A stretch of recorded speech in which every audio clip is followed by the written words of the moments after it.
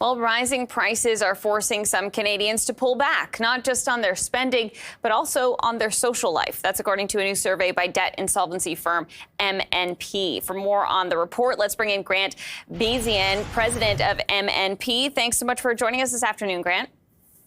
Thanks for having me.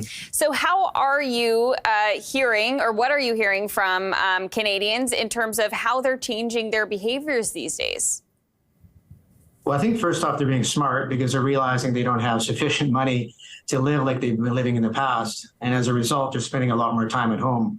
Our most recent survey indicates that almost 50% of the survey respondents are spending more time at home, and almost a third are spending less time socializing and socializing with friends and family. And what's coming up is that it's affecting their mental health because they're feeling isolated. I think 20% of them said they actually are feeling socially isolated. So it's good on them for finding out, realizing that they shouldn't be spending as much money. But the impact is that they're feeling estranged and, outside of society. Yeah, it is interesting because when you think about what the Bank of Canada has been doing with raising interest rates, they're trying to slow demand, trying to slow spending. So in a way, pulling back on the spending side of things is what, the doctor's orders are when you come to the inflation fight, but not on the mental health side of things if it is impacting you. So what's your read more broadly about, the stress levels that people are feeling when it comes to their debt and maybe that isolation as well?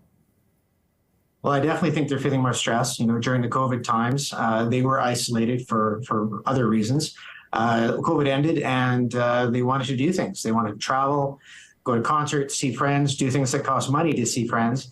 All of that is sort of hitting a bit of a wall. The filings are definitely increasing in Canada. The leads and calls that we're getting from concerned debtors is rising.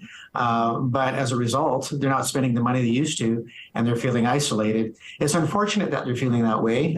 They shouldn't. They should figure out other ways to be creative, to still socialize with friends and family. You don't have to spend money to socialize. You can go on walks, you can do potluck dinners, you can be creative and do things like that. But I think they're thinking that other people have money and they don't, so they're just rather sit at home and do nothing. But there's probably a lot of people that feel like them. And as a result, the anxiety is building, and this is what the survey is indicating.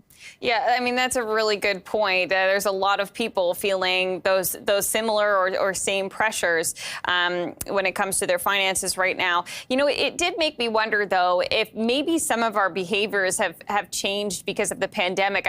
I remember reading an article in The Economist maybe a month ago talking about the new age of hermit culture or something along those lines, the hermit consumer, the new age of the hermit consumer, and people wanting to stay in their homes and, buying stuff online and doing that within their homes, but not actually going out and experiencing things or doing things in person more, and I wondered if maybe some of the behavior is, a hangover from COVID as well.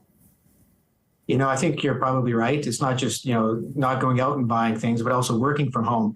Yeah. People are spending a lot more time alone, and which was understandable during the COVID periods. And like you say, maybe a bit of a hangover, but consequently, people are definitely feeling isolated. By no means am I a psychologist, but I think that we're social creatures, human beings. We like to be around people. And if you stay away from people for too long a period of time, this is what happens. People feel anxious. They feel like they're not part of society. Maybe they're feeling ostracized, outcast. I'm not sure what they're feeling, but there's definitely a level of anxiety there, and they're feeling isolated. And I think it's just a matter of getting, finding the right balance, the right hybrid, getting out more than they are now, but also still spending some time at home and enjoying that work-life balance where they can work at home and work in the office as well. So I think it's all this coming to roost all at once. And, with the interest rates are still high and inflation is still high, that's still causing a lot of financial pressure on people, not just to stay at home, but just the restrictive spending in general, or relying on other forms of credit. And that's causing anxiety because they feel that, well, how long is this going to continue? And when am I going to be able to sort of get out of this cycle of debt that I may find myself in? All of that and just all the world affairs, I think all of that is creating anxiety. So it's not just one thing, but our survey does definitely say that people are feeling socially isolated currently. And Grant, just quickly, when it comes to some of the financial stress, unexpected expenses, that's something that people are particularly concerned about, their ability to be able to handle those. Oh, definitely. That's one of the warning signs of financial difficulties, when those unexpected expenses pop up. How do they make ends meet? And that's why it's so important to save. That's why it's so important to build a budget and stick to it, and build those emergency savings in. So when stuff like that happens, that definitely creates anxiety. It could be the shopping season coming up and they're gonna have to find more money to pay for presents, or it could be, the annual insurance coming up, or car repairs. All of that bleeds into stress and anxiety.